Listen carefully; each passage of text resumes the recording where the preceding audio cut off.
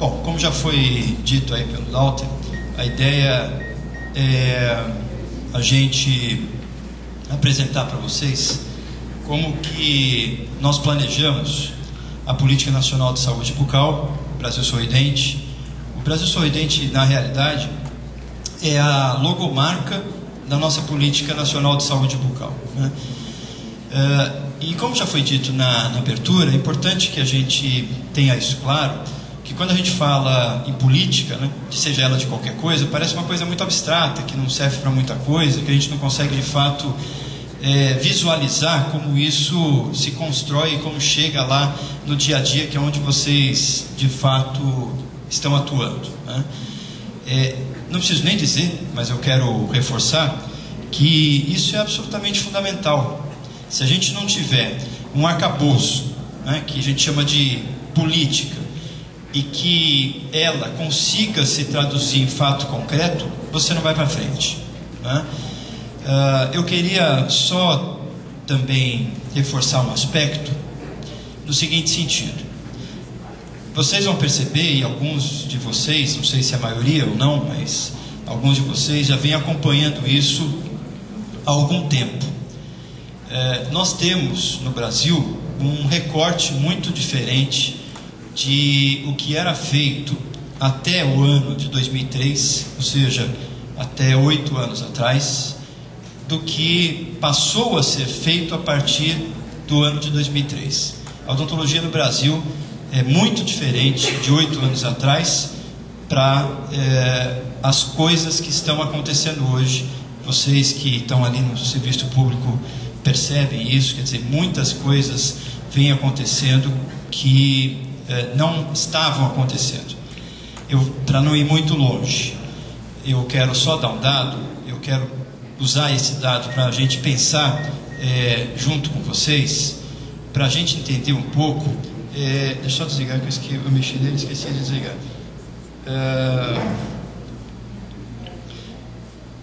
De que fato e de que forma nós construímos ou não a odontologia e, portanto, a saúde bucal como uma área de fato da saúde. Eu queria, colocar isso para a gente pensar junto mesmo. Eu acho que é uma questão e uma pergunta que a gente tem que fazer todo dia, porque muitos dos problemas que a gente conversa, desde os menores até os maiores, desde o que afligem mais o nosso dia a dia até aqueles que são problemas mais estruturantes, eu acho que dizem respeito a isso. Eu, sinceramente, eu vou dizer isso com muita tranquilidade para vocês, gente. Não é só um problema da odontologia, claro, né? Eu poderia aí citar problemas nas áreas de saúde de todas as áreas, né? Mas a odontologia e a saúde bucal é a parte que nos cabe nesse latifúndio, né? Então a gente tem que pensar em cima disso. Eu acho, e não só acho, eu estou convencido de que é uma resposta que nós ainda não estamos de fato convencidos dela. A gente fala muito, mas eu acho, sinceramente, né, que a gente não está muito, não tem muito isso elaborado. E qual é? A odontologia e a sua consequência direta, a saúde bucal, é de fato uma área da saúde? Essa é uma questão importante que eu acho que a gente tem que colocar. Parece óbvio, né? Parece evidente, mas não é tão evidente assim. E eu, sinceramente, acho que nós mesmos, às vezes, não temos isso muito claro, não, né? Porque, vejam, se de fato, e eu não quero aqui ir muito longe, eu quero já, mas eu quero usar esse pano de fundo, porque eu acho que ele explica muita coisa do que a gente vai conversar. Se de fato a odontologia e a saúde bucal é uma área específica da saúde, se de fato eu acho que é, e certamente grande parte de vocês também acha. Não acho que todo mundo acha, mas eu estou sendo muito sincero, eu acho que nós temos que pensar isso juntos, né? Mas se de fato ela tem que ser construída dentro dessa perspectiva, porque senão a coisa fica incoerente, né? Tanto para as benesses como para os problemas. Porque certamente nós sermos profissionais de saúde tem benesse, tem coisa boa, e tem que ter mesmo, porque a gente não é masoquista. Mas também tem problemas, também tem dificuldades que a gente tem que assumir por sermos profissionais de saúde, né? Uma das características de uma profissão da área de saúde, seja ela qual for, né? Seja qual for, uma das características é a sua construção enquanto uma política que chegue a todos. Porque se não for desse forma, se não tiver essa construção, ela não é de saúde. Porque saúde não é porque eu quero, não é porque vocês querem, não é porque a gente acha ou desacha. Saúde é um bem universal. Se é um bem universal, ela tem que ser construída nessa perspectiva. Porque se não for assim, já matou no ninho. Essa é uma questão que eu acho que nós profissionais, dentistas, técnicos, saúde bucal, auxiliares de saúde bucal, técnicos de prótese, às vezes nos escapa a dimensão dessa história. E eu vou dar um exemplo para vocês. Ultimamente, não é só a coisa de 1, 2, 3 anos atrás, mas a gente vem construindo uma linha de pesquisa em odontologia e saúde bucal, tentando vincular a ausência de saúde bucal, né, a doenças crônicas ou a doenças com uma certa letalidade ou mortalidade, né? Quer dizer, é possível estabelecer esse paralelismo, essa consequência direta entre condição de saúde bucal, né, e piora de quadros crônicos, possivelmente até levando a um maior grau de mortalidade, seja ele por pneumonia, seja ele por qualquer coisa, doença cardíaca. Quer dizer, é possível estabelecer isso. Tem que ter um pouquinho de cuidado nessa história, né? Mas é possível estabelecer isso. Mas eu sinto que isso vem como uma certa consequência da gente tentar justificar que a odontologia e a saúde bucal, ela tem importância justamente por poder provocar um quadro de mortalidade, né? Quer dizer, a mortalidade ela parece que infere uma importância maior. Essa é a questão. E eu queria discutir com vocês, além disso, que isso acho que nós temos que pensar com calma, é uma coisa um pouquinho mais pontual, mas eu queria colocar uma seguinte questão. Além da mortalidade ou da letalidade das doenças, que se refere à saúde bucal, à ausência dela, nós temos na saúde bucal coisas que também no campo da mortalidade já se comprovaram cientificamente, até socialmente, que são importantes, que às vezes a gente passa batido, que é a questão, por exemplo, do câncer de boca. Nós temos no Brasil, só para vocês terem uma ideia, até 2002, segundo o INCA, Instituto Nacional de Câncer, vejam, eu vou falar um pouquinho com vocês sobre isso. 65%, para ser exato, 67,3%, para ser bem exato com vocês, do diagnóstico de câncer no Brasil era feito na fase 3 ou fase 4, ou seja, na fase tardia da doença. Quase 70% do diagnóstico de câncer. Câncer de boca, não preciso aqui repetir, falar muito, porque eu estou falando para iniciados, mas câncer de boca é uma condição que aparece anatomicamente num lugar visível, que é a boca, né? Quer dizer, como que a gente explica que a gente faz quase 70% do diagnóstico de câncer de boca na fase avançada da doença? Levando-se em consideração que ninguém dorme com a boca sadia e acorda na manhã seguinte com uma lesão de fase 3, de fase 4, como é que a gente explica que não faz diagnóstico de câncer de boca? Eu estou falando de câncer só porque no que se refere a tecido mole é o que pode acontecer de pior, né? E se refere também à mortalidade, né? Porque câncer você evoluiu para óbito, o sujeito morreu, e aí vai resolver isso na próxima encarnação, ou você mutila, que o tratamento de câncer é esse. No caso do câncer de boca, nós estamos falando de tirar pedaço de língua, tirar pedaço de lábio, tirar pedaço de bochecha, né? Quer dizer, vejam o que isso significa, tá? Num lugar anatomicamente visível. E assim, nós não podemos colocar essa conta exclusivamente como culpa do paciente ou das pessoas que não procuram serviços de saúde. Certamente há problemas, certamente tem gente que não procura, claro que tem, né?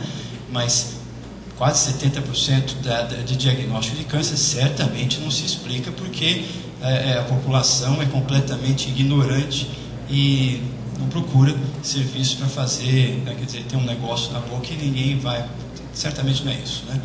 Então, essa é uma questão importante. Agora, por que isso acontece? Porque a gente é mau? Porque a gente é incompetente? Porque a gente... Não, não é isso. É porque não existia políticas públicas, não existia formação profissional, não existia inserção profissional da odontologia enquanto uma profissão de fato da saúde. E eu vou dar um exemplo para terminar, a gente já entra na nossa questão específica, que não se refere à mortalidade, que não se refere à mortalidade, que se refere à morbidade, à doença, né?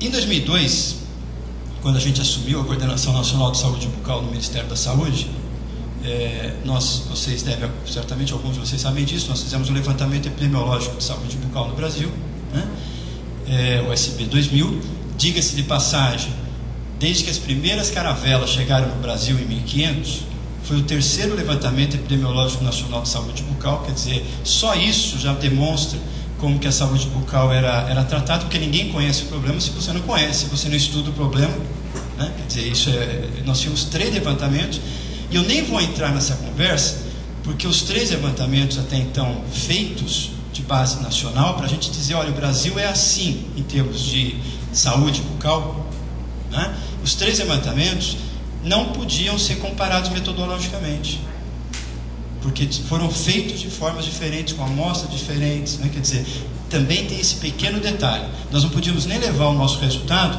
para a Organização Mundial de Saúde e falar o seguinte, olha, o Brasil, a fotografia do Brasil é essa com relação à saúde bucal. Ou seja, esse eu acho que é mais um exemplo de como isso era tratado. Mas em 2003, para a gente saber da onde que nós estávamos partindo, nós finalizamos um grande levantamento epidemiológico de saúde bucal com base metodológica na Organização Mundial de Saúde, que é toda aquela história, e vocês do setor público podem até não serem epidemiologistas, podem até não fazer planejamento de saúde, podem até não terem trabalhado em levantamentos epidemiológicos, mas sabem que fazer levantamento epidemiológico no Brasil é completamente diferente de você fazer levantamento epidemiológico na Suíça, ou na Espanha, ou na França, né? Quer dizer, por motivos evidentes, né?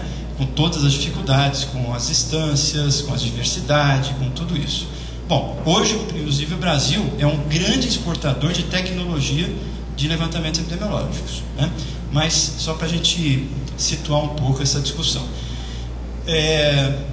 Por que eu disse isso? Porque em 2003, um dos dados que foram levantados nesse levantamento, eu quero só reforçar aí para não ficar uma conversa muito chata, mas eu acho que isso diz muito para a gente. Um dos dados que foram levantados, no que se refere à morbidade e à mortalidade dental, qual foi? Que até 2002, onde nós finalizamos o levantamento, a cada 4 pessoas, você já deve saber desse dado, mas eu quero reforçar, a cada 4 pessoas no Brasil que completavam 60 anos de idade, 3 chegavam aos 60 anos sem nenhum dente na boca. Ou seja, 75% das pessoas, 75, 3/4 das pessoas no Brasil que chegavam, obviamente, vivas aos 60 anos de idade, chegavam sem nenhum dente na boca. Vejam que coisa escandalosa.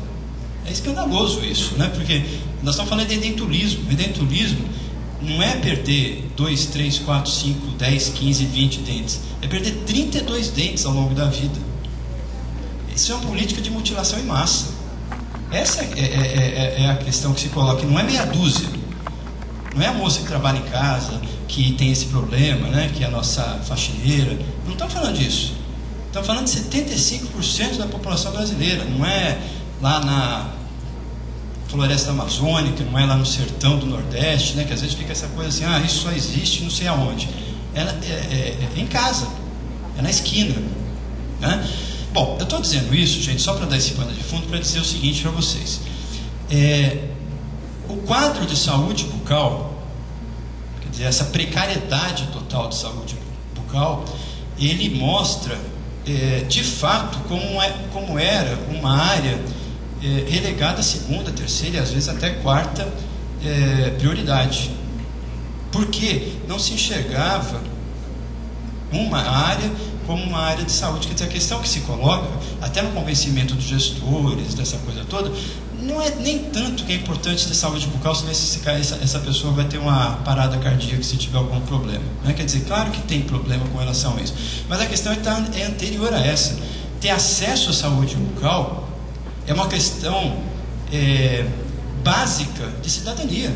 Se até cavalo tem dente na boca, que a gente vê o cavalo pela qualidade dos seus dentes, não é verdade, né?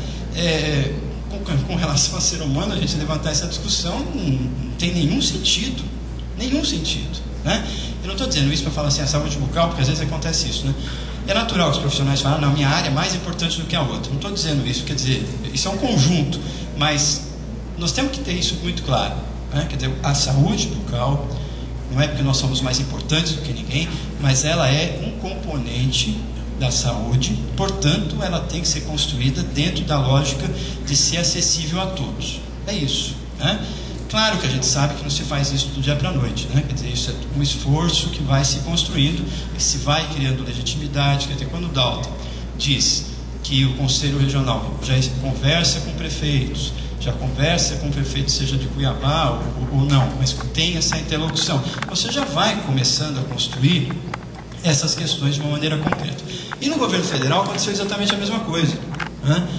E é muito bom que isso aconteça, tá? Até porque a gente deixa de conversar, essa é uma outra característica da odontologia, não só da odontologia, né, mas da saúde bucal especificamente, e de outras áreas da saúde, mas a gente deixa de conversar só de nós para nós mesmos.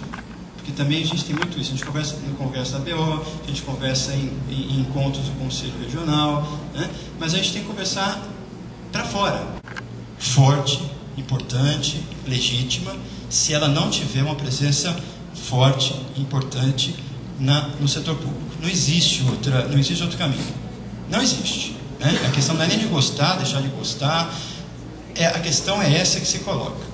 E, para terminar essa grande introdução, nós também temos que ter claro o seguinte: em saúde, e na saúde bucal, portanto, não existe situação ideal. A cada problema que a gente resolve, isso eu venho percebido já há algum tempo, e vocês certamente percebem isso no dia a dia, a cada problema que a gente resolve, você cria no mínimo 10 problemas novos antes de resolver o primeiro problema. Porque se você oferta uma coisa hoje, que você não ofertava, amanhã você vai ter que ofertar uma outra coisa, né? E assim que a vida vai para frente, assim que as coisas vão para frente. Eu só queria discutir isso para vocês, porque os avanços, eles são difíceis, né? Mas são possíveis, e não tem nenhum momento que a gente fale, bom, agora está com a lição de casa pronta, tá? Dentro dessa perspectiva, o que nós estamos fazendo? Eu componho a equipe do governo federal desde o início de 2003, né? Quando, por determinação, acho que isso todo mundo já conhece, né, essa história, por determinação do ex-presidente Lula, se iniciou a implantação de uma política nacional de saúde bucal no país, né? Quer dizer, o governo federal assumiu que saúde bucal deveria começar a ser construída dentro dessa lógica, né? E então o que nós iniciamos, de que forma que nós iniciamos? Inicialmente, esse é o ponto que nós estamos. Eu só queria passar para vocês também rapidamente esse quadro, para dizer o seguinte: e isso é como nós estamos hoje, depois de 8, 9 anos de implantação do Brasil Sorridente, né? Por quê? Porque nós estamos agora numa outra fase, levar a odontologia e a saúde bucal para outras áreas, não apenas dentro do Ministério da Saúde, mas e principalmente, inclusive, para fora do Ministério da Saúde, né? Quer dizer, nós temos que estabelecer essas coisas. A saúde bucal não pode ser uma caixinha que seja só de dentistas, técnicos de saúde bucal, auxiliares de saúde bucal, e ninguém veja, ninguém nem sabe às vezes o que acontece. Eu digo isso porque quando eu cheguei no Ministério da Saúde em 2003, quando um ministro da Saúde falava em odontologia, o pessoal fazia festa na sala, porque alguém lembrou de falar de odontologia, né? E agora a situação é muito diferente, né? Então, como que nós estamos dentro dessa construção? Eu quero trazer coisas muito concretas para vocês. Primeiro, nós estamos e conseguimos colocar a odontologia, a saúde bucal, dentro, por exemplo, do Ministério do Desenvolvimento... Tem um passador? Dentro do Ministério do Desenvolvimento Social. Você já deve ter ouvido falar num programa enorme, grande que se tem do governo federal, que é o Programa Brasil Sem Miséria, que chega a 12 milhões de pessoas e mais de 2.500 municípios. E esse programa tem algumas frentes que são de vários ministérios.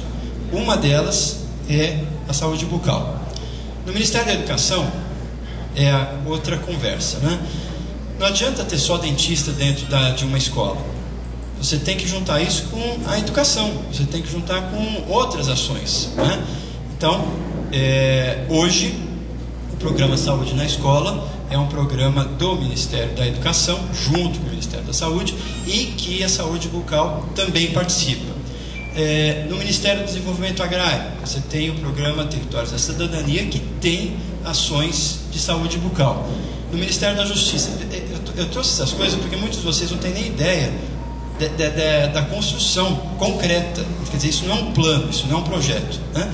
Isso é o que está sendo feito. No Ministério da Justiça, o que tem a ver o Ministério da Justiça com saúde e com saúde bucal? Com dentista, com técnico, com auxiliar de saúde bucal, com protético, tem tudo a ver.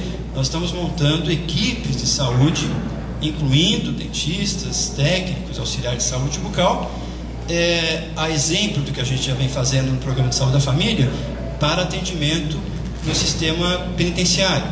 Então, isso vem sendo feito no Ministério da Justiça. No Ministério das Cidades, o que vai ter? Saúde e saúde bucal. Estamos participando de uma frente importantíssima, que é a fluoretação de água do abastecimento público, né? Quer dizer, quem faz o monitoramento dessa história, os indicadores, né? Onde estão? Lá no Ministério das Cidades. No Ministério da Ciência e Tecnologia, nós terminamos agora, semana passada, um grande edital, colocamos 2 milhões de reais para pesquisadores, professores universitários apresentarem projetos para a Coordenação Nacional de Saúde Bucal, junto com o Ministério da Ciência e Tecnologia, para a gente financiar projetos que interessem a saúde pública, porque o Brasil também tinha essa dívida, né? A gente financiava muita pesquisa, só que eram pesquisas que eu não digo desnecessárias, mas eram pesquisas certamente que não eram prioritárias, porque pesquisava material, por exemplo, que era usado por meia dúzia de pessoas, né? Quer dizer, faltava pesquisa para qualificar as frentes da odontologia e da saúde bucal que chegassem ao maior número de pessoas. Então nós abrimos um edital, aliás é o terceiro, para financiar pesquisas em saúde coletiva. No Ministério do Esporte tem o programa Segundo Tempo, onde tem a participação da saúde bucal e da odontologia, e, portanto, no Ministério da Saúde. No Ministério das Relações Exteriores, nós já temos parcerias com vários países, né, com Cuba, temos parceria com Moçambique, nessa relação Sul-Sul, tem vários países que a gente vem estabelecendo parcerias. E dentro do Ministério da Saúde, todas as frentes prioritárias que o Ministério da Saúde vem desenvolvendo, né, através agora da implantação das redes, a odontologia e a saúde bucal também participam. Eu estava falando aqui, né, quando se implanta a UPA, por exemplo, na rede de emergência e urgência, quando a UPA é tipo 3, ela tem que oferecer o componente de saúde bucal no que se refere à emergência.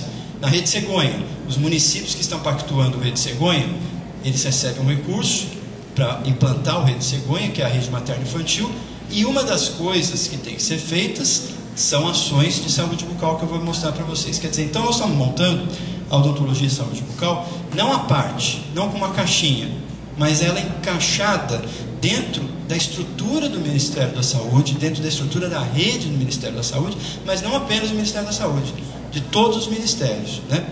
Para que a coisa não seja só um pedacinho de alguma gestão, ou de um presidente, ou agora de uma presidente, que tem um olhar diferenciado para a saúde bucal e sabe Deus o que acontece na próxima gestão, e o presidente fala, isso aqui não é importante, tira isso, para de fazer isso, vamos fazer outra coisa, né? Quer dizer, se a gente tiver de fato estruturado dessa maneira, né, certamente a nossa possibilidade de crescimento é maior. Pode passar, por favor?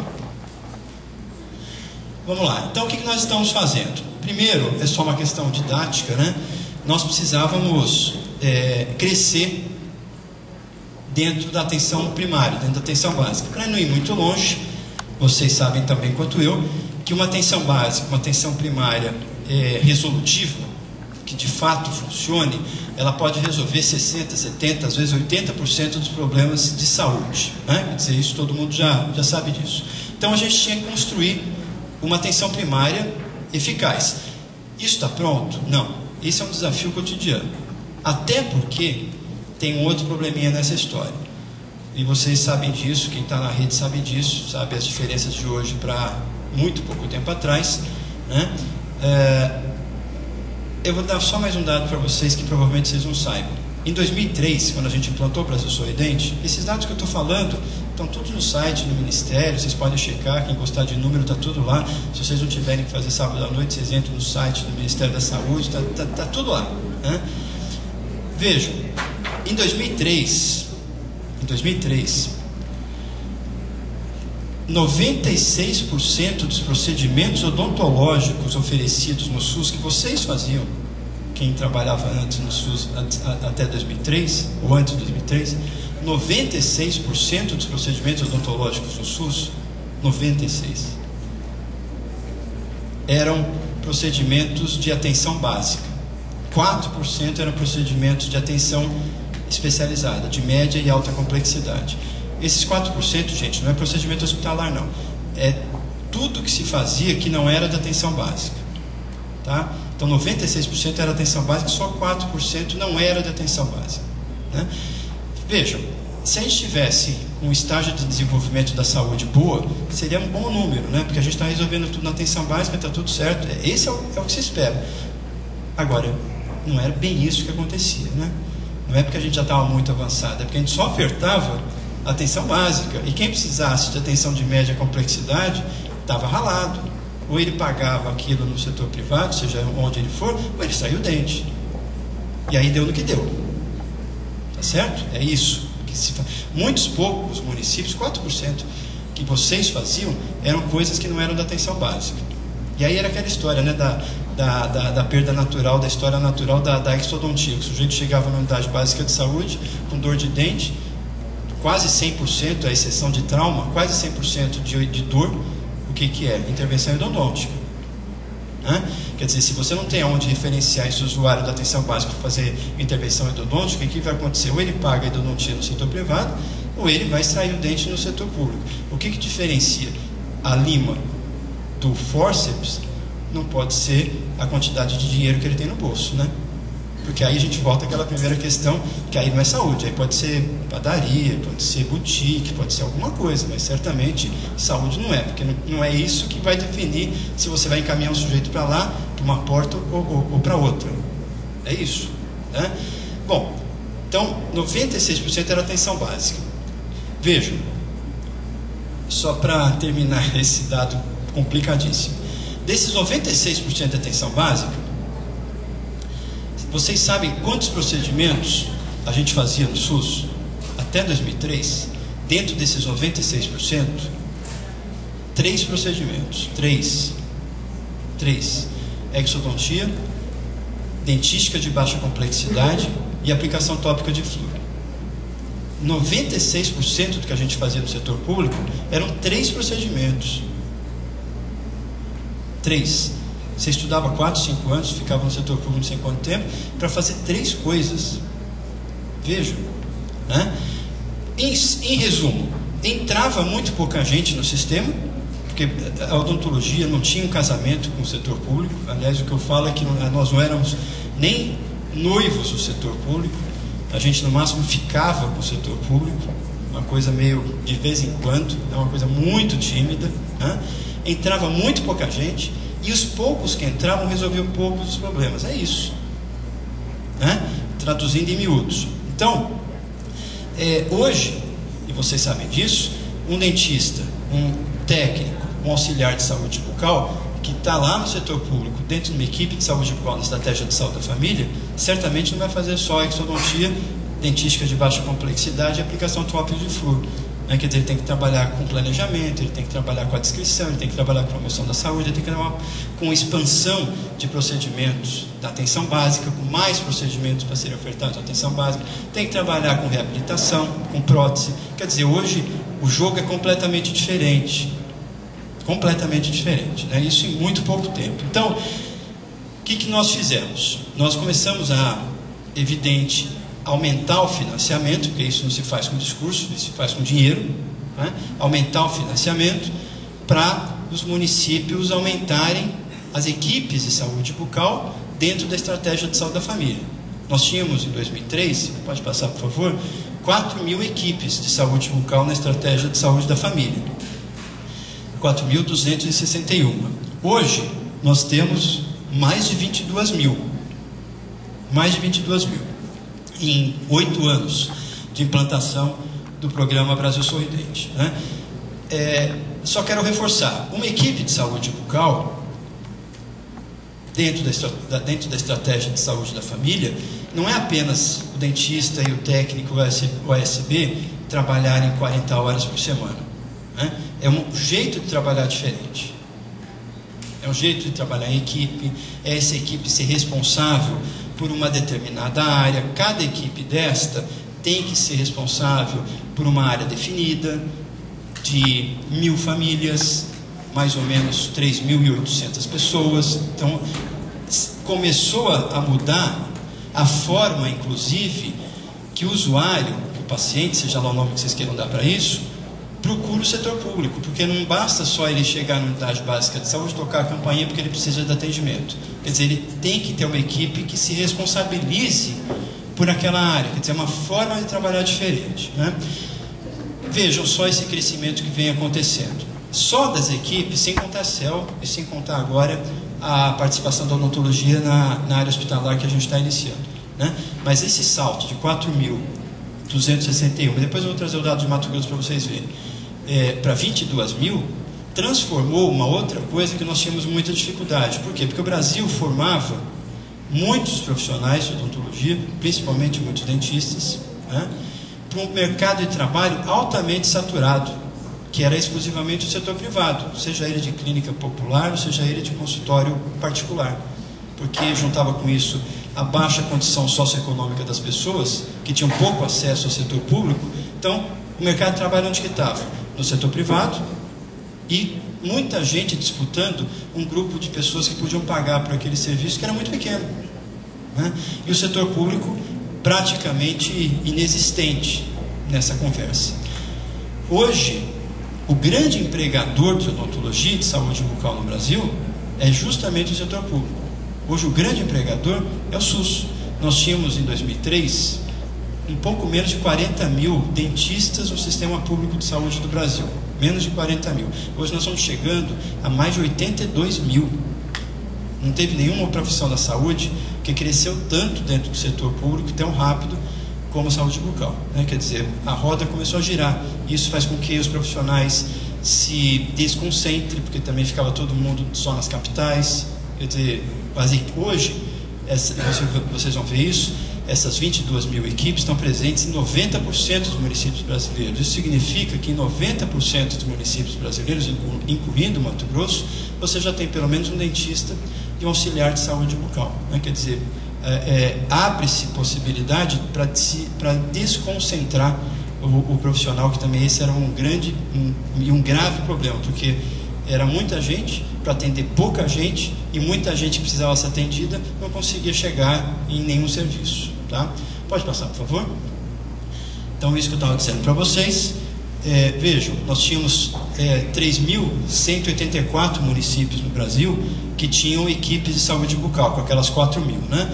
Hoje, nós temos 4.907 municípios que têm pelo menos uma equipe de saúde bucal dentro da estratégia de saúde da família, ou seja, 90% dos municípios brasileiros hoje já tem equipe de saúde bucal. Pode passar, por favor? Bom, como cada equipe é responsável por, em média, né, 4.000 pessoas, nós temos aí, em 2002, com essas 4.000 equipes, 7% da população brasileira que eram cobertas por equipes de saúde bucal.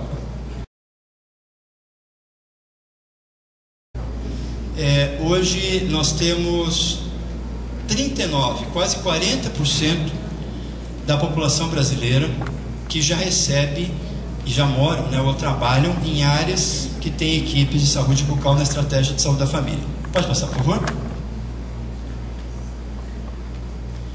Bom, no que se refere ao financiamento, aquilo que eu estava dizendo para vocês, não se faz isso com palavras só, né? Se faz isso com recurso. Então, há um recurso muito diferente do que era implantado, de que era destinado à saúde bucal, né? Um dos exemplos, por exemplo, e o pessoal que já estava na rede sabe disso, é o seguinte: antes do Brasil Sorridente, o município que quisesse implantar uma equipe de saúde bucal tinha que ter 2 equipes de saúde da família, para começar a conversa por aí, né? Então, o município não podia ter uma equipe de saúde bucal para cada equipe de saúde da família. O Ministério só passava recurso para metade das equipes de saúde bucal, né? Não vou nem entrar nessa conversa, porque a gente não sai daqui hoje. Mas metodologicamente também não tem nem pé nem cabeça, né? Porque fazer equipe de saúde bucal ser referência para a equipe de saúde da família, para a equipe de médico e enfermeiro é uma completa distorção do sistema, né? Não é nem questão da gente querer ser igual, é que não tem que ter referência e contra-referência dentro da atenção básica, né? Claro que a explicação disso eu sei, todo mundo sabe, e eu vou dizer que o Ministério da Saúde colocava pouco dinheiro na saúde bucal, então tinha que colocar lá um teto, porque vai que o município quisesse montar 10 equipes de saúde da família e 10 equipes de saúde bucal, alguém ia ter que pagar essa conta, né? Então se criou essa impossibilidade. Em 2013 a gente aliás não foi a segunda, foi a primeira portaria que foi assinada pelo ministro, pelo Humberto Costa na época, foi para revogar essa portaria para os municípios começarem a poder equiparar as equipes de saúde bucal com relação às equipes de saúde da família, tá?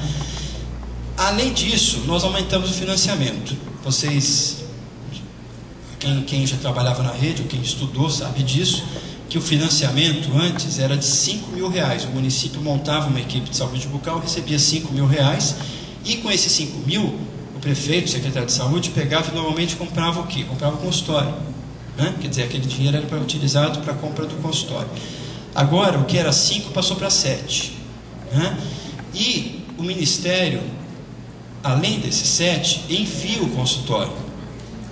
Se é de modalidade 1, envia um consultório. Se é de modalidade 2, envia 2 consultórios. Cuiabá e certamente os municípios aqui já receberam os consultórios para as equipes de saúde bucal da estratégia de saúde da família. Então o Ministério passou a enviar e a comprar os consultórios. Portanto, houve um aumento de 100%. E agora esses R$7.000, isso está na portaria. O que nós fizemos? Nós especificamos o que o município pode comprar com esses R$7.000, né? Que não precisa mais comprar o consultório, o Ministério manda. Então, mas também não pode gastar em qualquer coisa. Onde pode gastar? Em equipamento periférico, né? Em fotopolimerizador, em equipamentos para a gente ofertar mais procedimentos na atenção básica, tá?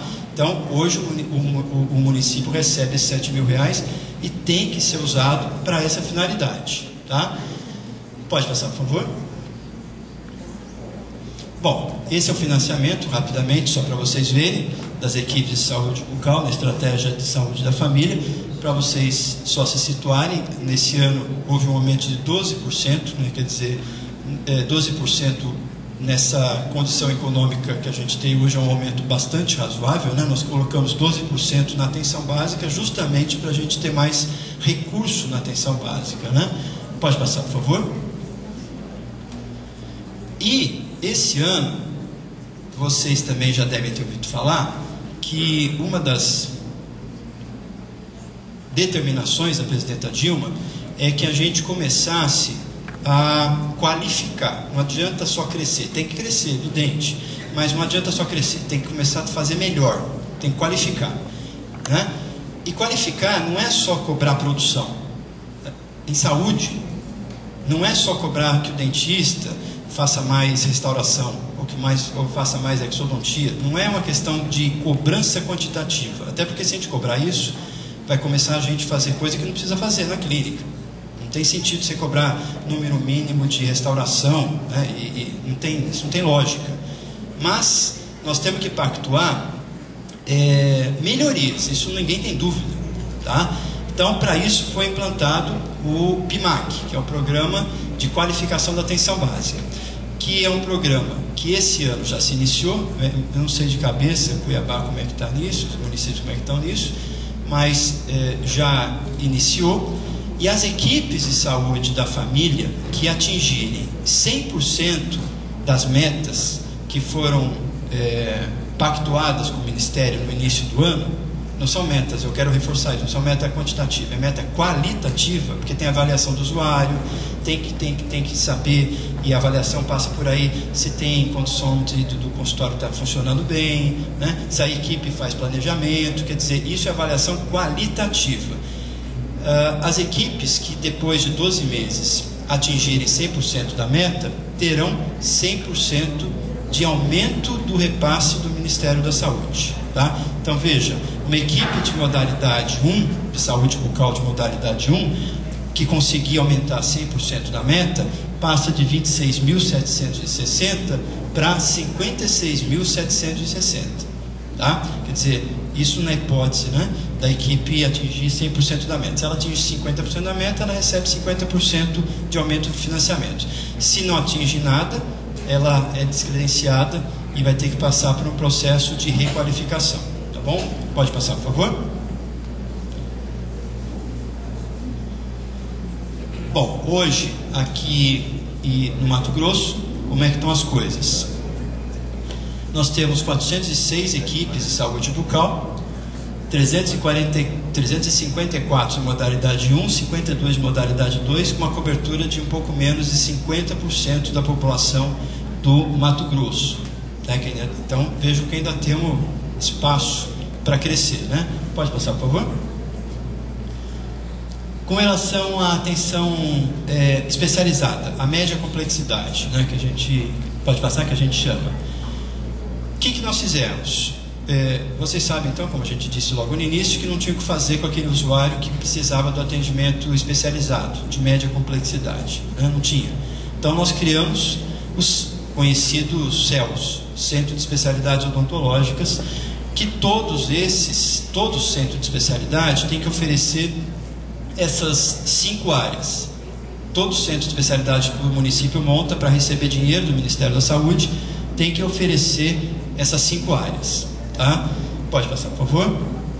Que são os centros, então, que devem receber os pacientes, os usuários, que são encaminhados pelas equipes de atenção básica, né, que precisarem de atendimento de média complexidade. Aí sim nós partimos do zero. As equipes partimos de 4.000, né? Mas isso nós partimos do zero, são serviços inéditos. Nós tínhamos então, os centros de especialidade são divididos em 3 tipos, né? Em 3 tamanhos, dependendo do município, se é município grande, médio ou pequeno, porque também a questão é essa, né? Não adianta montar serviço só em capitais, só em cidades de médio porte, você tem que capilarizar, você tem que montar serviço em cidades também de pequeno porte. Esse centro de especialidades, quando nós montamos o primeiro, o presidente inaugurou o primeiro CEL em outubro de 2004, né? Recebia o CEL tipo 1, R$40.000, mais os consultórios, os equipamentos, o CEL tipo 2, R$50.000, e o CEL tipo 3, R$80.000, né? Para a Prefeitura, a Secretaria Municipal de Saúde recebia isso para adequar o espaço físico, né? Pode passar, por favor. Há 3 meses atrás, o ministro Alexandre Padilha assinou uma portaria reajustando o financiamento dos CELs e aumentou 50%.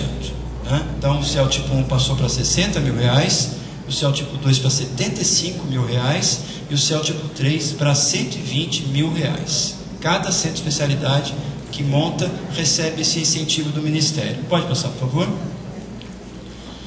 E, por mês, o dinheiro para custear o centro de especialidade era de R$6.600 para o CEL tipo 1, de R$8.800 para o CEL tipo 2 e R$15.400 para o CEL tipo 3. Pode passar, por favor. Com o aumento que houve há alguns meses atrás, passou para R$8.250, R$11 e R$19.250. Os CELs tipo 1, 2 e 3. Pode passar, por favor. Hoje, como eu disse para vocês, O primeiro foi inaugurado em outubro de 2004, aí nós partimos literalmente do zero. E hoje nós estamos com 945 centros de especialidade. A gente ia chegar a 1000 esse ano, mas por conta das eleições municipais a coisa fica mais difícil, né? Então o segundo semestre foi meio mais lento, não para o Ministério, mas principalmente para os municípios. Mas a gente vai chegar a 1000 CELs, que é uma coisa muito importante, né, em 8 anos, agora no primeiro trimestre de 2013. Tá? Essa é a distribuição dos centros de especialidades. Só para esse mapa aí, então não tinha nenhuma bolinha verde, a coisa de 8 anos atrás. Né? Pode passar, por favor.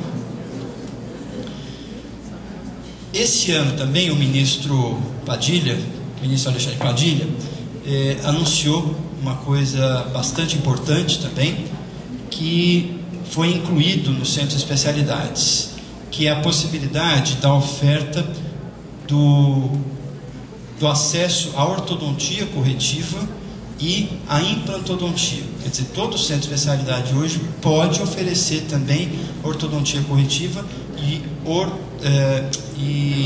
implantodontia, tá?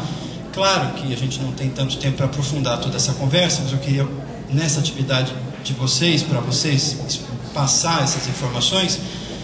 Tudo isso que eu estou falando, isso precisa ser feito com protocolo, isso precisa ser feito para que se tenha impacto epidemiológico, né? Quer dizer, a lógica do atendimento não pode ser o sujeito precisar do atendimento tocar a campainha do centro de especialidade. Ele tem que ser um paciente encaminhado, né? Quer dizer, o município tem que ter um planejamento de quais são os grupos mais vulneráveis, né? Quer dizer, para a gente de fato ter impacto epidemiológico, né?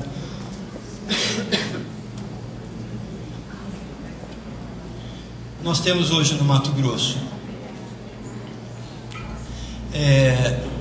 10 centros de especialidades, e o Mato Grosso em 2011 recebeu um pouco mais de R$650 mil. Pode passar. Uma outra frente são os laboratórios regionais de prótese dentária. Vocês viram, né? Quer dizer, a necessidade de se reabilitar as pessoas. Eu nem preciso dizer, eu vou dizer, mas nem precisaria dizer da importância da reabilitação, né? Quer dizer, é uma coisa que eu achei só para a gente relembrar, né? Porque a gente, faz parte do nosso dia a dia, mas às vezes escapa.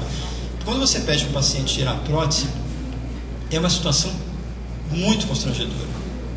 Muito constrangedora, todo mundo sabe disso, né? Ninguém tira a prótese como se estivesse tirando o sapato, né? Então, a importância de você reabilitar uma pessoa é uma coisa, uma das coisas da saúde talvez mais impactantes, né?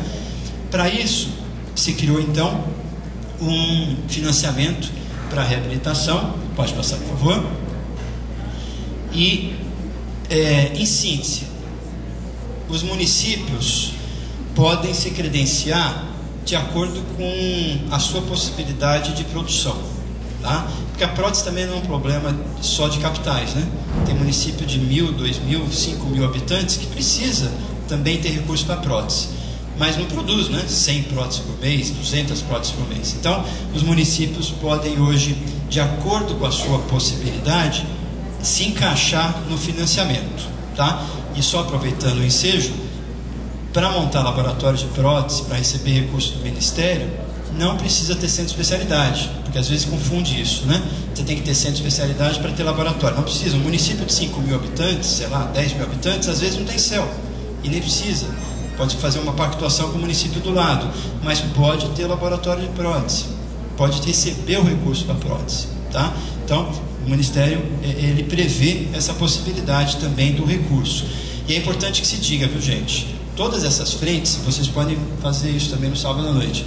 Entrar no site da Coordenação Nacional de Saúde Bucal, vocês vão localizar lá no site da coordenação todo município que recebe dinheiro para prótese, quanto recebe, quanto tem que produzir e quanto está produzindo. Quer dizer, a gente sabe dizer aonde está o dinheiro, o que está sendo feito com o dinheiro e se está ou se não está sendo gasto. Isso é muito legal, isso é muito bom para todo mundo, né? Pode passar, por favor. Hoje nós estamos com 1.384 laboratórios regionais de prótese dentária. Pode passar. Essa é a distribuição. Este ano nós conseguimos dobrar o acesso à prótese no país. Nós vamos chegar a quase 400 mil pessoas sendo reabilitadas. Em 2011, esse número não passou de 200 mil. Nós estamos chegando a quase 400. No Mato Grosso, nós temos uma produção hoje, né? Aliás, no final do ano passado, que nós fechamos a produção, de um pouco mais de 5 mil próteses. Esse ano vai aumentar, tá? E o Estado recebe, volta um pouquinho, o Estado recebe 130, quase 132 mil reais para prótese em 22 municípios. Quantos municípios tem Mato Grosso? 141, tá. Hoje já temos 22 municípios já credenciados para prótese. Bom, o terceiro nível é a alta complexidade, né? Quer dizer, a chamada odontologia hospitalar. Então, pode passar, por favor. O que nós iniciamos fazendo? Primeiro, criamos a legalidade da oferta de procedimentos odontológicos em hospitais, porque não sei se vocês sabem, isso não existia até 4 anos atrás. Não existia oferta de procedimentos odontológicos em hospitais. Quem precisava disso tinha que pagar esse procedimento no hospital privado. A rede pública não ofertava. Então, nós criamos esses procedimentos odontológicos, aí abrimos a porteira, no bom sentido, para a gente construir o nosso componente de atenção terciária da odontologia. Porque a discussão não pode ser só se vai ter odontologia na UTI. Quer dizer, a odontologia na UTI é um pedaço de uma coisa maior, né? Que é a odontologia na atenção terciária. Então, o que está sendo criado é isso. Agora, a possibilidade de oferta de procedimentos odontológicos hospitalares. Pode passar, por favor? Então, só para vocês verem como é que a coisa está. Nós não tínhamos isso ofertado antes do Brasil Sorridente. Em maio de 2010, nós passamos a ofertar 1.664 procedimentos de atenção hospitalar, e no ano de 2011 nós já fomos para 7.303. Né? Veja, para quem não é da área, né, às vezes não é da área da saúde, até estranha isso, porque você sai do zero e agora tem 7.303. Né? Por que isso? É a mesma história daquela cidade que não tinha registro de nascimento, né? Não é porque não nascia ninguém na cidade, é porque a cidade não tinha maternidade, então não registrava nascimento. Quando você abre a maternidade, a cidade começa a registrar nascimento. Não é que tem uma epidemia de nascimento de um ano para o outro, né? Isso é exatamente a mesma coisa. Não é que não tinha necessidade da odontologia hospitalar, é que não é ofertado, né? Então hoje iniciou-se a oferta e nós já fomos para quase 8 mil procedimentos hospitalares, né? Pode passar, por favor? Bom, além disso, com relação ao câncer de boca, eu falo a questão só do câncer de boca porque é o mais complexo, né? E, diga-se de passagem, é o 6º câncer mais prevalente no país, no Brasil. O que nós fizemos? Nós incluímos o atendimento odontológico para pacientes oncológicos nos CACONs e nos UNACONs. O que são CACONs e UNACONs? São centros de alta complexidade em oncologia. São centros que já recebiam recursos do Ministério da Saúde para fazer tratamentos oncológicos. Só que eles não ofertavam tratamentos odontológicos para pacientes que tinham câncer, para pacientes oncológicos. Então nós incluímos isso dentro de todos os CACONs e dentro de todos os UNACONs. Com isso, nós passamos hoje a ter 335 unidades de alta complexidade já ofertando tratamentos odontológicos, né? Quer dizer, não são unidades novas, foram agregados os procedimentos e o tratamento odontológico. Pode passar, por favor? Vejam, esse estudo saiu ano passado, eu só vou falar muito rapidamente nele, mas vejam que coisa interessante está acontecendo. Em São Paulo, que é onde foi feito o estudo, né? O pessoal estudou, pode passar, por favor? Lá tem aquela história de fazer exame de tecido mole para pessoas que vão tomar vacina de gripe, né? Quer dizer, pessoas acima de 60 anos. E aí o pessoal vai tomar vacina e o pessoal faz um levantamento, faz um exame clínico, né, de tecido mole. Isso já era feito desde 2001, até um pouquinho antes disso, né? Mas o estudo pegou de 2001. Bom, então qual é o universo do estudo? Pessoas acima de 60 anos, né, que foram tomar vacina de gripe, tá? Veja o que aconteceu, o que vem acontecendo. Acompanhem lá. A partir de 2001, não é câncer, viu, gente? Só para não fazer essa confusão, não é diagnóstico de câncer. É alteração de tecido mole. Qualquer alteração de tecido mole, tá? Qualquer alteração, benigna ou maligna, não importa. Qualquer alteração de tecido mole. De 2001 a 2005, vejam que a prevalência vinha aumentando, né? Quer dizer, 7,8, 9,7, 8, 8,5, até chegar a 9, tá? A partir de 2005 começou a baixar de 9, 8,4, 7,9, 5 e 4,5. Por que isso? Porque esse público começou a partir de 2005 a ter aonde ser encaminhado, que são centros de especialidades, que São Paulo já tem uma rede importante, tá? Então já há indicações de diminuição de alteração de tecido mole pela existência de uma rede de atenção secundária com relação à estomatologia, né? Vejam como a rede de serviço já está podendo impactar prevalência de alteração de tecido mole, né? Para a gente ver como é que então a gente vincula a CEL com a equipe de saúde bucal. Pode passar, por favor? Bom, claro que cada coisa dessa daria para a gente ficar aqui horas e mais horas, né? Eu só estou citando assim coisas muito gerais para vocês terem uma ideia do todo, como é que uma coisa vai juntando com a outra, né? Bom, dentro dessa lógica, uma das outras frentes de transversalidade da saúde bucal é a fluoretação de água do abastecimento público, né? Quer dizer, não preciso nem dizer para vocês a importância dessa história. As cidades que têm água fluoretada podem diminuir pela metade a incidência de cárie dentária. Quer dizer, isso é uma briga e uma luta de todo mundo que é da saúde bucal, e o Ministério vem investindo firmemente nessa história da fluoretação. Bom, vamos lá. Então, só para vocês acompanharem a história da fluoretação de água do abastecimento público, como que a gente está caminhando. Nessa área aqui mais escura, onde já se tem a maior cobertura da fluoretação de água no país, acima de 75%, né? Nessa área um pouco mais escura é de 21% a 35%, aqui na verde de 11% a 20% e na menor até 10%, tá? Então essa é a distribuição. Nós já estamos hoje com 60% da população do Brasil recebendo água fluoretada. Só para vocês terem uma ideia, hoje o Brasil é o país que faz fluoretação de água na maior velocidade. A cada dia, 15 mil novas pessoas que não recebiam água fluoretada passam a receber. 15 mil novas pessoas por dia estão passando a receber água fluoretada. É uma velocidade muito grande de acesso à água fluoretada, né?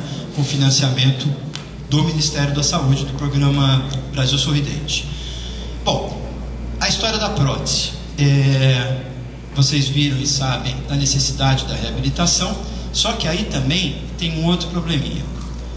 Nós temos ainda um problema crônico no Brasil com relação à falta, à escassez de técnicos em prótese dentária, porque aí acontece o seguinte: da mesma forma que a odontologia, a saúde bucal, assim, clinicamente falando, né, dentistas e auxiliares e técnicos, na questão do técnico de prótese é pior ainda, porque a lógica do técnico, nós tínhamos pouco, precarizados, muito dos técnicos práticos e formados na lógica da prestação de serviço do consultório particular, que o cara fazia lá, sei lá, 10 próteses por mês, totais, não sei quantas fixas, não sei quantos elementos. Quer dizer, não tem aquela lógica do trabalho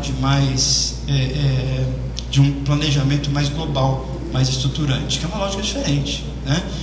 Bom, ou seja, eu estou dizendo isso porque para dizer para vocês que não tem simplesmente isso, não tem técnico de prótese dentária suficiente para ter uma política decente de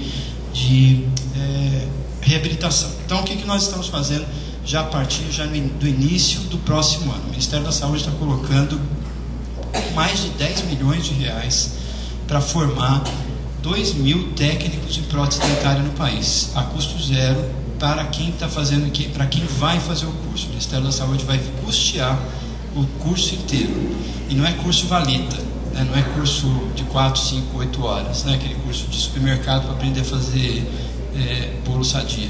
Tem bolo sadia? Bom, não é aquilo. É curso de 1.400 horas, né? Quer dizer, curso com parte laboratorial, formar técnico em prótese dentária, né? De que forma? Que só para vocês saberem, no Mato Grosso, por exemplo, nós estamos alocando aqui um total de quase R$200 mil para formar esses técnicos. Esse dinheiro vai ser repassado para as escolas técnicas do Mato Grosso para formarem técnicos no estado do Mato Grosso. Então isso está dividido por estados, né? Para a gente, proporcionalmente ao número de dentistas, ao número de técnicos que a gente precisa formar nos estados, tá? Uma outra frente também que foi lançada pela presidenta Dilma no final do ano passado, vocês já devem conhecer, é o programa Viver Sem Limites. Esse programa, ele foca pessoas com deficiência, tá? E também dentro desse programa, a saúde bucal e a odontologia tem uma participação importante. Dentro dessa história, aliás, tem uma outra conversa que não dá para a gente terminar aqui, mas eu quero deixar apontada para vocês, que é o seguinte: nós temos uma coisa meio esquisita que chama pacientes especiais. A gente tem que começar a definir melhor até o que é essa história de pacientes especiais, né? Até porque o nome é meio também esquisito, né? Porque se alguns são especiais, os outros são o quê, né? Então, é uma coisa meio que a gente tem que conversar sobre isso. Nós colocamos dentro do mesmo saco coisas absolutamente distintas, né? Até gestante, se bobear, entra nessa história de pacientes especiais, né? Quer dizer, a gestação, no meu tempo, não faz muito tempo, acho que no tempo de vocês, era uma coisa fisiológica, né? Agora passou a ser uma coisa patológica, porque você fica, quer dizer, tem problemas aí no meio. Então nós precisamos definir exatamente um pouco melhor o que é isso, pacientes especiais, pessoa com deficiência, porque você coloca criança com problema mental junto com um paciente diabético, quer dizer, é uma coisa que não se explica, tá? Bom, por que eu estou falando isso? Porque nós estamos incorporando a odontologia dentro desse grande programa de deficiência. E como que nós vamos fazer isso? Nós vamos capacitar, a exemplo de que a gente já vai fazer com técnicos de prótese, 6 mil equipes de saúde bucal em todo o país, para atendimento de pessoas com deficiência, tá? Sejam dentistas, técnicos de saúde bucal e auxiliares de saúde bucal, a partir já do próximo ano, né? Aqui no Mato Grosso, vai iniciar, porque aqui só trouxe para vocês verem o calendário, nós estamos falando do Brasil inteiro, né? Então, no Mato Grosso, isso vai iniciar no primeiro semestre de 2014, quer dizer, na verdade daqui a um ano, né? Porque outros estados vão começar antes, porque é uma questão mais de logística mesmo, né? De formação. E aqui no Mato Grosso, nós vamos formar 112 profissionais para trabalharem, especialistas em atendimento a pessoas com deficiência, custeado pelo setor público, tá? Bom, nós estamos aumentando em mais 25% o custeio, o dinheiro que o Ministério está passando para os CELS, para todos os CELS que aderirem também a esse programa. Então, os CELS que ofertarem 40 horas por semana para atendimento de pessoas com deficiência vão ganhar mais 25% também de custeio, para a gente aumentar essa rede. E iniciamos já, aqui em Mato Grosso também, em Cuiabá, já chegou a terceira frente, que é montar centros cirúrgicos para atendimento de odontologia em hospitais, para atendimento de pessoas com deficiência que precisam ser atendidas em hospitais, porque também tinha esse problema, né? Nós não tínhamos hospitais para fazer isso.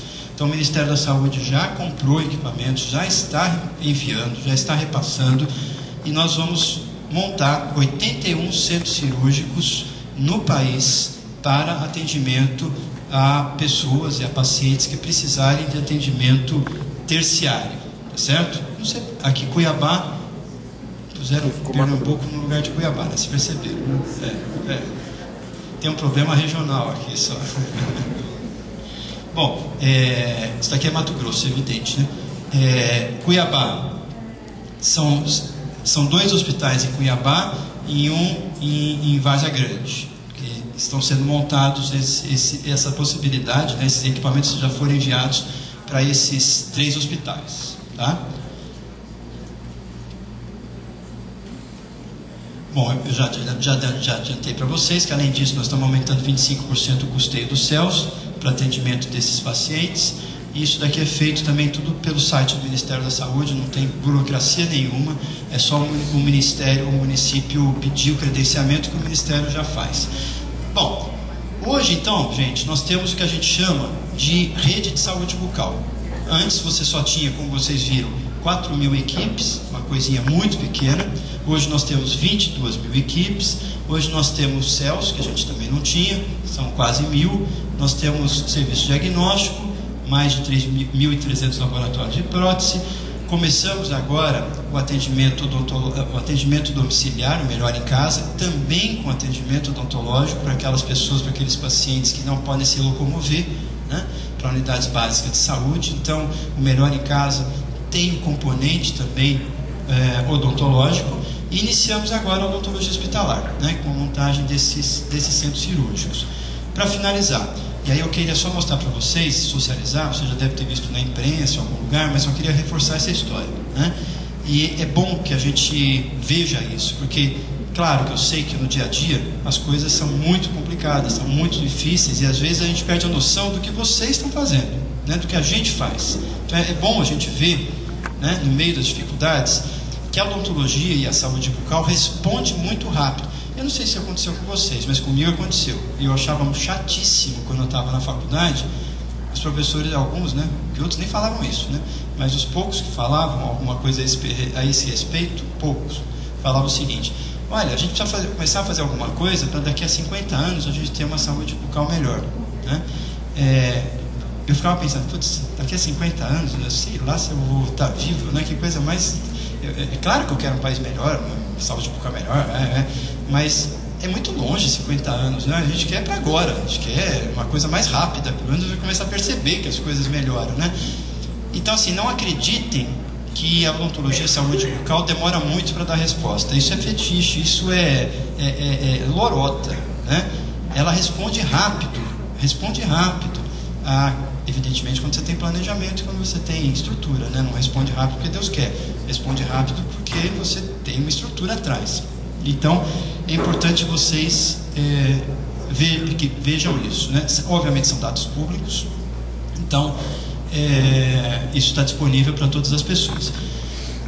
Olha, entre 2003 e 2008, vejam que coisa, nós tínhamos, segundo um levantamento do IBGE, não é nem do Ministério da Saúde, nós tínhamos quase 30 milhões de pessoas no Brasil que nunca tinham entrado num consultório odontológico. Já tinham visto dentista na praia, no ônibus, na rua, mas dentro do consultório odontológico, 30 milhões de pessoas nunca tinham visto.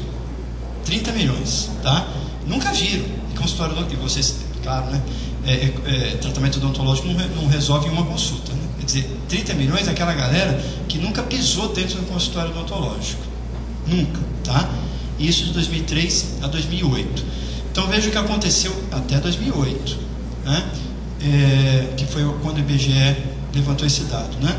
A gente já tinha conseguido diminuir no Centro-Oeste de 13% para 10% o número de pessoas que nunca tinham tido acesso à saúde bucal. No Nordeste, de 25% a 18%, no Norte, de 20% para 17%, no Sudeste, de 11% para 8% e no Sul, de 10% para 8%.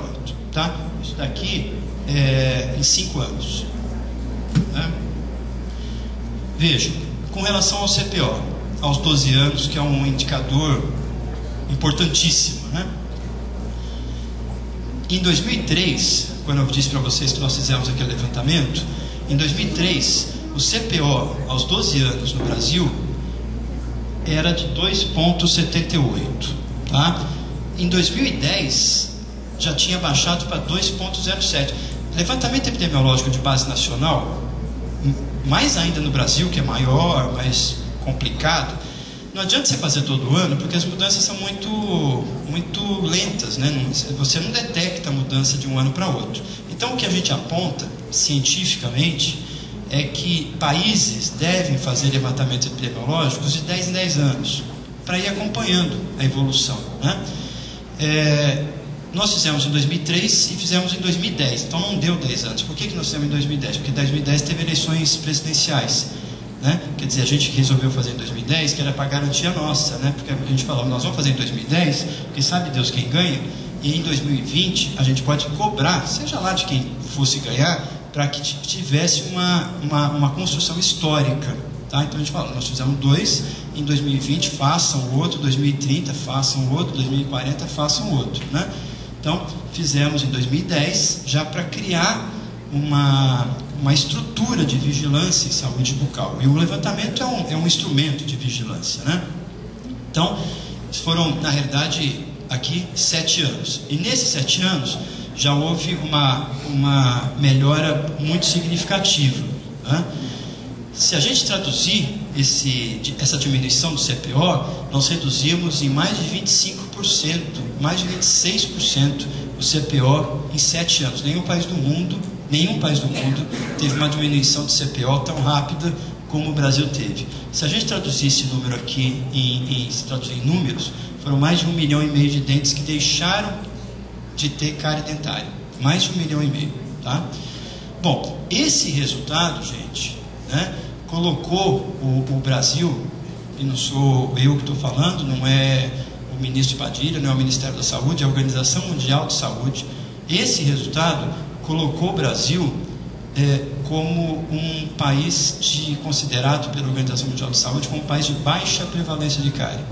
Hoje nós fazemos parte de um seleto grupo de países pequenos que é considerado de baixa prevalência de cárie, tá? Isso quer dizer que a nossa lição de casa está pronta? Não, claro que não. Mas quer dizer que a gente está no caminho certo, tá? Bom, outro dado, também no que se refere ao CPO. Se a gente for decompor esse dado por região, no norte, a exceção do norte, porque o norte é uma outra conversa, né? Porque as cidades são diferentes, são mais distantes, o acesso é fluvial, uma outra realidade, né? Mas no Nordeste, por exemplo, a gente conseguiu diminuir o CPO aos 12 anos de 3,1 para 2,7, relembrando, em 7 anos. No Centro-Oeste, foi de 3,8 para 2,6 o CPO aos 12 anos de idade. No Sudeste, de 2,3 para 1,7. E no Sul, de 2,3 para 2. Tá? Qual é ainda o problema? Quer dizer, são vários, né? Mas qual é um dos grandes problemas? Vejam, o extremo do CPO chega a quase 90% de diferença, né? Quer dizer, mostrando que nós ainda temos desigualdades muito importantes a serem enfrentadas, tá? Bom, com relação a adolescentes, que é uma faixa etária mais difícil ainda, né? Nós baixamos de 6,2 para 4,2 o CPO entre 15 e 19 anos. Isso significa 18 milhões de dentes de adolescentes que também foram poupados pela cárie. Com relação ao adulto, que é mais complicado, vocês sabem melhor do que eu que fazer diminuição de CPO em adulto não é tarefa das mais fáceis, né? Em 2003, na faixa etária de 35 a 44 anos, nós baixamos de 20,1 para 16,7. Isso significa uma redução de quase 20% em adultos em 7 anos, tá? Se a gente for estratificar, vejam que coisa interessante. Em adulto, tá? Também nesse período, de 35 a 44, vejam, além de baixar o CPO, o componente cariado baixou de 2,7 para 1,9, o componente perdido de 13,2 para 7,3, e o que subiu? O obturado, de 4,2 para 7,1. Isso mostra o quê? Que a gente está tendo menos cárie e que a gente está tratando mais os dentes, estamos deixando de extrair os dentes. E vocês vão perceber isso também, tá? O que não mudou em termos epidemiológicos? Idosos, nessa faixa etária de 65 a 74 anos, que é a faixa etária índice, né? Que foi de 24% a 23%, a necessidade de prótese total em 1 marcada, e de 16% para 15% a necessidade de prótese total em ambas as arcádias. Por que não mudou? Porque aqui não tem o que fazer a não ser reabilitação. A não ser reabilitação. Esse pessoal aqui é o pessoal que foi excluído, aquela geração perdida com relação a dentes, né? Quer dizer, é onde você precisa fazer a reabilitação, tá? E é justamente por isso que a gente está agora com essa frente estratégica de reabilitação, né? Por que foi feito agora? Porque primeiro você tem que ter uma política. Não adianta você ter uma política que saia por aí fazendo reabilitação se você não fecha a torneira de produção da doença, com equipes de saúde bucal, com floretação, com centro de especialidades, né? Bom, e aí, o que vem acontecendo, para terminar, na história do mercado de trabalho, tá? Vejam, antes ficava todo mundo, todos os dentistas, concentrado em Cuiabá, em Campo Grande, em São Paulo, né, nas capitais. Agora, a gente já começa a ter uma distribuição mais igual com relação ao número de profissionais, que é a barra vermelha, com relação à população. Claro que é um número muito superficial, isso daí depende de mais estudos, né? Mas só para vocês perceberem que antes você tinha, às vezes, muita população para muito pouco dentista, porque muito pouca gente tinha acesso, né? Agora você começa a ter uma distribuição mais racional do número de profissionais com o número de profissionais, tá? E para terminar, vejam que coisa bacana. De 2001 para 2003, ou seja, 2 anos antes da gente implantar o Brasil Sorridente, 11% do que era feito eram extrações, era exodontia, 11% de tudo que era feito. A partir de 2004, esse número que era 11% baixou para 5,2%, né? Quer dizer, vejam a diferença de diminuição de exodontia que nós fazemos hoje no país. Portanto, uma prática muito mais, clinicamente falando, conservadora. Gente, eu quis dar uma visão geral para vocês da política nacional, de como isso chega lá no município, com as equipes, CEL, essas coisas, para vocês terem uma ideia. Esse é o nosso telefone, e-mail, Twitter, Facebook, tem tudo para vocês disponíveis, e estamos sempre em contato, tá bom? Obrigado.